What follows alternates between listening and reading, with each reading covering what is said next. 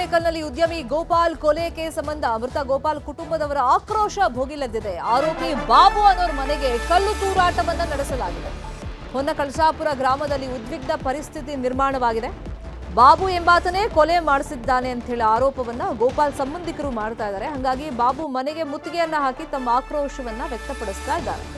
ಪೊಲೀಸರು ಹಾಗೂ ಗೋಪಾಲ್ ಸಂಬಂಧಿಕರ ನಡುವೆ ಈ ಸಂದರ್ಭದಲ್ಲಿ ಮಾತಿನ ಚಕಮಕಿಯಾಗಿದೆ. ಆನೇಕಲ್ ಪೊಲೀಸ್ ಠಾಣೆ ಮುಂಭಾಗದಲ್ಲೇ ಆಕ್ರೋಶ ವ್ಯಕ್ತಪಡಿಸ್ತಾ ಇದ್ದಾರೆ. ಮೃತನ ಕುಟುಂಬಕ್ಕೆ ನ್ಯಾಯ ಕೊಡಿಸಬೇಕು ಅಂತ ಹೇಳಿ ಆಗ್ರಹ ವ್ಯಕ್ತವಾಗ್ತಾ ಇದೆ. ಇಲ್ಲಿ ಬಾಬು ಅನ್ನೋನೇ ಕೊಲೆ ಮಾಡಿಸಿದ್ದು ಅಂತ ಹೇಳಿ ಗೋಪಾಲ್ ಕುಟುಂಬಸ್ಥರು ಹೇಳ್ತಾ ಇದ್ದಾರೆ. ಅವ್ರ ಮನೆ ಕಲ್ತೂರಾಟ ಮಾಡಿದ್ದಾರೆ. ಪೊಲೀಸ್ ಸ್ಟೇಷನ್ ಮುಂಭಾಗದಲ್ಲೂ ಕೂಡ ಆಕ್ರೋಶವನ್ನ ವ್ಯಕ್ತಪಡಿಸ್ತಾ ಇದ್ದಾರೆ. ಈ ಸಂದರ್ಭದಲ್ಲಿ ಪೊಲೀಸರ ಜೊತೆನೂ ಮಾತಿನ ಚಕಮಕಿ ಆಗಿದೆ. ಕಿಡ್ನಾಪ್ ಮಾಡಿ ಗೋಪಾಲನ್ನ ಕೊಲೆ ಮಾಡಲಾಗಿತ್ತು. ಈ ಹಿಂದೆ ಅಂದ್ರೆ ಈತ ರಿಯಲ್ ಎಸ್ಟೇಟ್ ಏಜೆಂಟ್ ಆಗಿ ಕೆಲಸ ಮಾಡ್ತಾ ಇದ್ದ. ಈತ ಈ ಹಿಂದೆ ಮೋಹನ್ ಬಾಬು ಜೊತೆಲಿ ಕೆಲಸ ಮಾಡ್ತಾ ಇದ್ದ.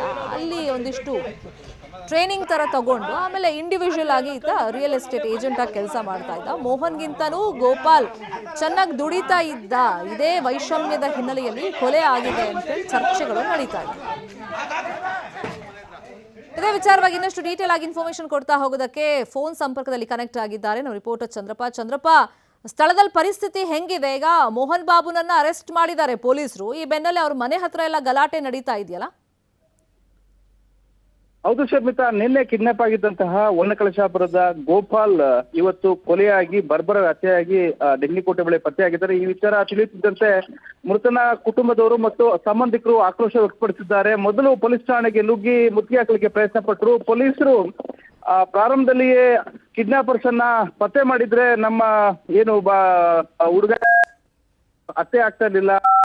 ಪೊಲೀಸರು ಸಕಾಲದಲ್ಲಿ ಆರೋಪಿಗಳನ್ನ ಬಂಧನ ಮಾಡಲಿಲ್ಲ. ಪೊಲೀಸರ ವೈಫಲ್ಯವೇ ಗೋಪಾಲ್ ಕೊಲೆಗೆ ಕಾರಣ ಅಂತ ಹೇಳಿ ಆಕ್ರೋಶ ವ್ಯಕ್ತಪಡಿಸಿ ಪೊಲೀಸ್ ಠಾಣೆ ಮುಂಭಾಗ ಪ್ರತಿಭಟನೆ ನಡೆಸಿದ ಜೊತೆಗೆ